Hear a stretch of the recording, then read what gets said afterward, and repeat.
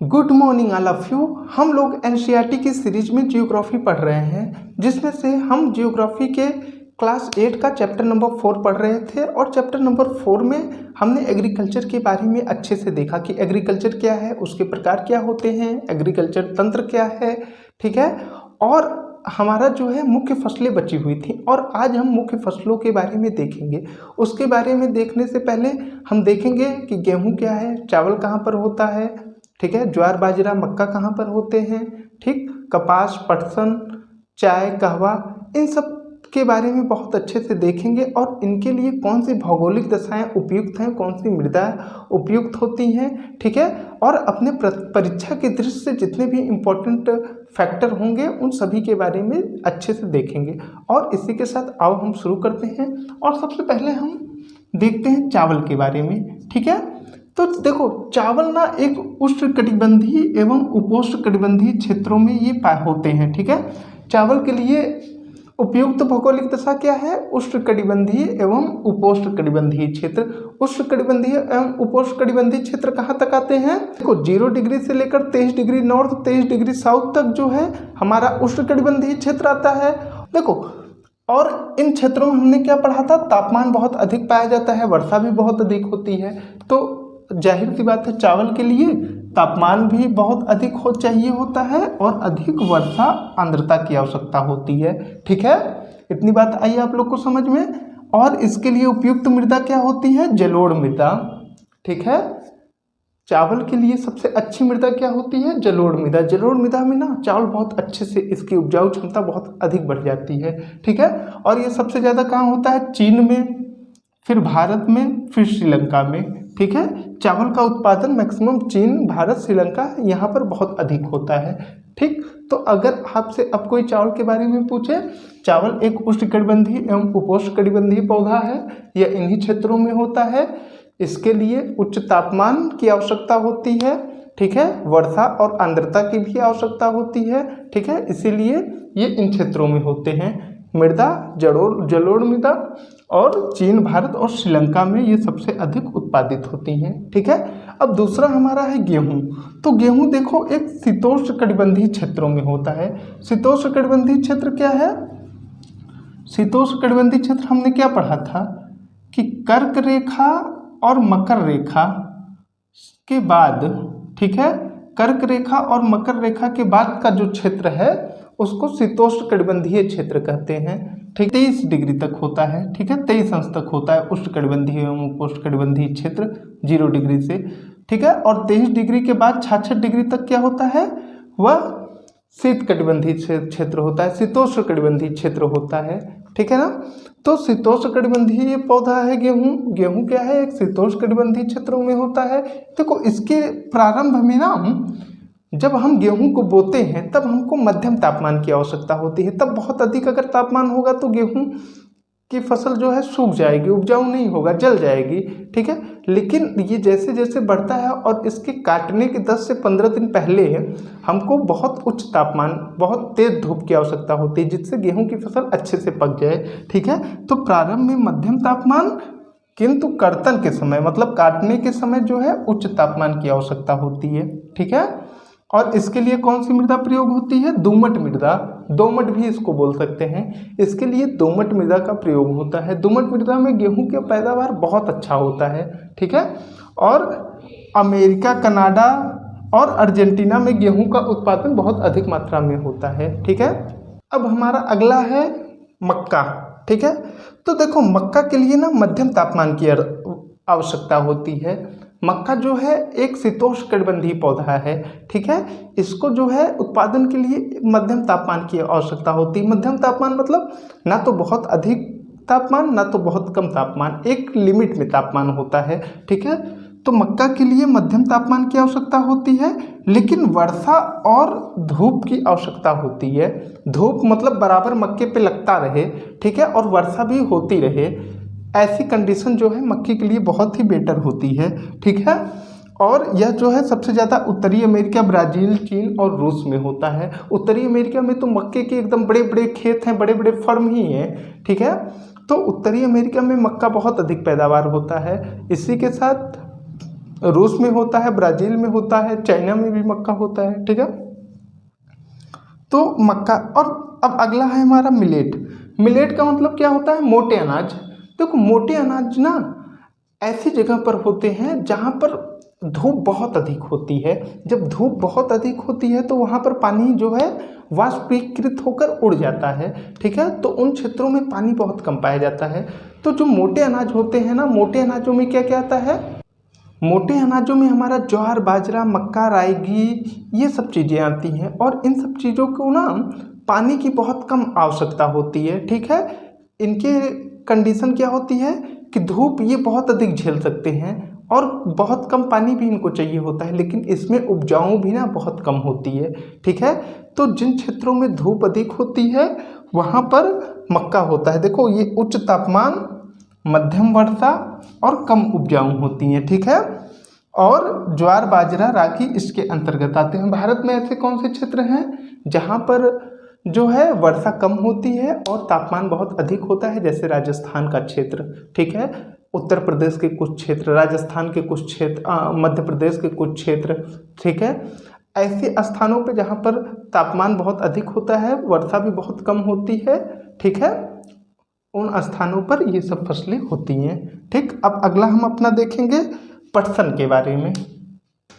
पटसन, देखो पटसन को ना सुनहरा रेशा भी बोला जाता है। पटसन को सुनहरा रेशा भी बोला जाता है क्योंकि पटसन में ना रेशे निकलते हैं। ठीक है, जो बोरी वगैरह बनाने में काम आते हैं, जूट की बोरियां वगैरह देखे हो ना पटसन की, वो सब में काम आते हैं। ठीक है, इसको देखो उच्च तापमान और भारी वर्षा की आवश्यकता होती है। पटसन को ना बहुत अधिक तापमान की आवश्यकता होती है और बहुत अधिक भारी वर्षा की भी आवश्यकता होती है।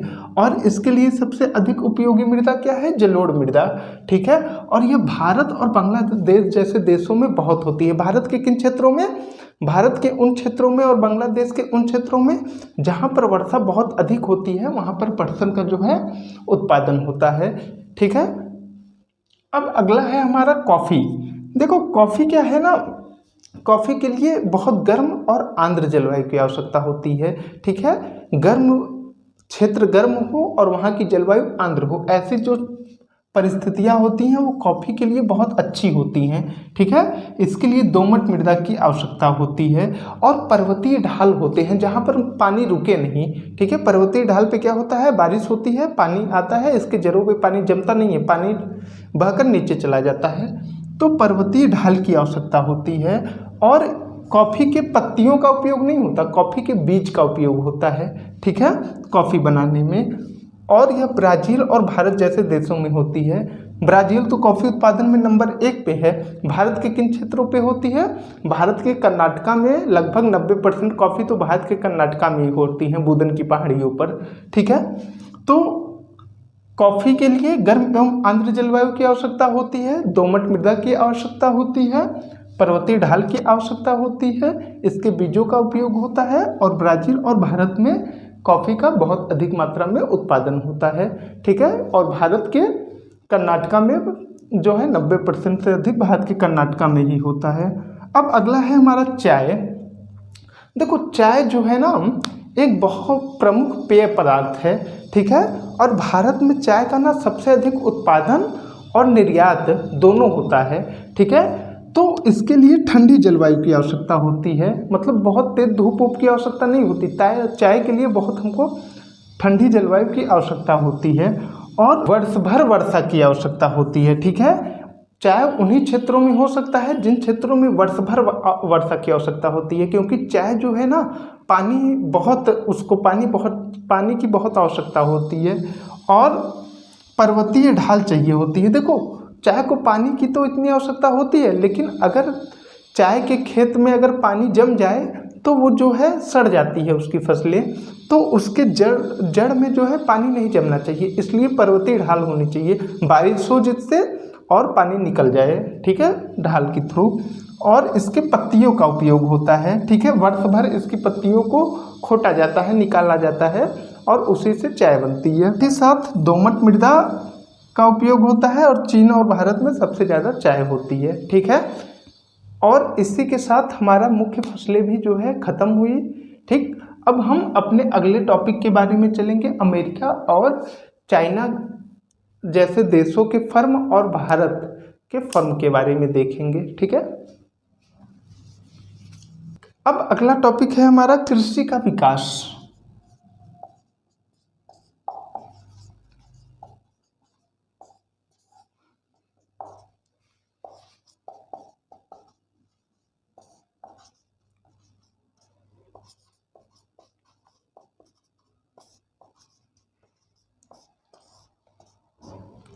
देखो, कृषि के विकास में ना हम देखेंगे कि प्रारंभ काल में कृषि का विकास कैसे हुआ और वर्तमान काल में कृषि का विकास कैसे हो रहा है। ठीक है, तो आओ सबसे पहले हम प्रारंभ काल में कृषि के विकास को समझने का प्रयत्न करें। देखो, प्रारंभ में मनुष्य कृषि करना नहीं जानता था, लेकिन धीरे धीरे जैसे ही वह नदियों के किनारे बसना प्रारंभ हुआ, उसको कृषि का ज्ञान हुआ और वो कृषि करना सीखा। और कृषि में वह अपने हाथों से, परंपरागत लकड़ियों से, पत्थरों से खेतों को बनाता था और उस पर बीजों को बोकर कृषि करता था। लेकिन जब हमने लोहे की खोज की, लोहे की खोज के साथ हमारा कृषि बहुत ही अधिक उन्नति हुआ। लोहे का हमने हल बनाया, लोहे का कुदाल बनाया, लोहे का फरसा बनाया। ठीक है, लोहे के औजार बनाए, जिससे हमको कृषि करने में बहुत ही आसानी हुई। हमको पेड़ पौधों को काट कर साफ करके कृषि भूमि बनाने में बहुत आसानी हुई। ठीक है, और हमारा कृषि जो है धीरे धीरे विकसित होते हुए वर्तमान काल में पहुंचा। तो वर्तमान काल में क्या हुआ कि हमने ट्रैक्टरों का उपयोग करना सीख लिया, हमने टेक्नोलॉजी उपग्रहों की सहायता से कृषि करना सीख लिया। ठीक है, हमने कृषि में उर्वरकों का प्रयोग करना सीख लिया, हमने कृषि में बहुत अधिक प्रगति की। ठीक है, और जिससे कि हमारा उत्पादन भी बहुत अधिक बढ़ गया, निर्यात भी बहुत अधिक बढ़ गया, आयात भी बहुत अधिक बढ़ा। ठीक है, और कृषि जो है सभी मनुष्यों को भोजन कराने में सक्षम बनने लगी। लेकिन आज भी क्या है कि कुछ देश ऐसे हैं जहाँ पर आज भी परंपरागत कृषि होती है, लेकिन कुछ देश ऐसे हैं जहाँ पर कृषि बहुत उन्नत तकनीक पे पहुँच गई है, कृषि की बहुत अधिक उन्नतीकरण हो गई है। ठीक है, तो उसी में एक फर्म भारत का हम लेते हैं और एक फर्म जो है अमेरिका का लेते हैं। तो देखो, भारत में आज भी जो कृषि हो रही है ना, वो परंपरागत हो रही है। जो हमारे पूर्वज कृषि छोड़कर गए थे, वही कृषि जो है आज भी भारत में हो रही है। ठीक है, कृषि में हम लोग परंपरागत औजारों का उपयोग कर रहे हैं, कोई टेक्नोलॉजी की बहुत अधिक उपयोग नहीं कर रहे हैं। जबकि अमेरिका का फर्म क्या है, टेक्नोलॉजी से लैस है। ठीक है, उसमें आधुनिक टेक्नोलॉजी का प्रयोग हो रहा है। जहाँ एक साइड हमारे यहाँ आज भी बैल, हल जैसे, कुदाल जैसे मशीनरी का उपयोग हो रहा है, वहीं अमेरिका पे ट्रैक्टर, हार्वेस्टर, इन सब मशीनरियों का उपयोग हो रहा है। ठीक है, भारत में क्या है, जोत बहुत छोटी है। ठीक है, जबकि अमेरिका में जोत जो है बहुत बड़ी है। जोत मतलब कृषि भूमि।